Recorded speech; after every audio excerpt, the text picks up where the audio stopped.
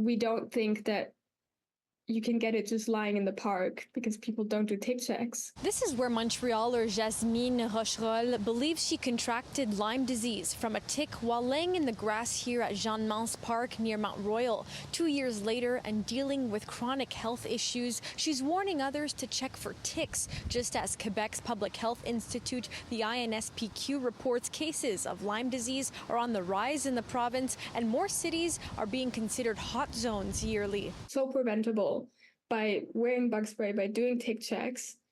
And if you do these things, you can avoid dealing with, long-term health ramifications like me. Rochereul didn't have the usual bullseye rash that shows up with Lyme within a month after a tick bite. She says she just felt sick, and the doctor she consulted in 2022 didn't test for it. At the time, Montreal wasn't considered an area in which it's very common. 6 months later, she was confirmed to have Lyme disease after getting tests in the U.S. She's been treated with multiple rounds of antibiotics, and even now, she often feels unwell. It's fatigue, it's achiness, it's just feeling under the weather. In Quebec this year, there are 103 cases of Lyme disease reported as of June 22nd, half of which are in the eastern townships, the epicenter of the province's cases. We're near the American border, and the Lyme disease is really present in our neighbors' territory. It's crossed the frontier.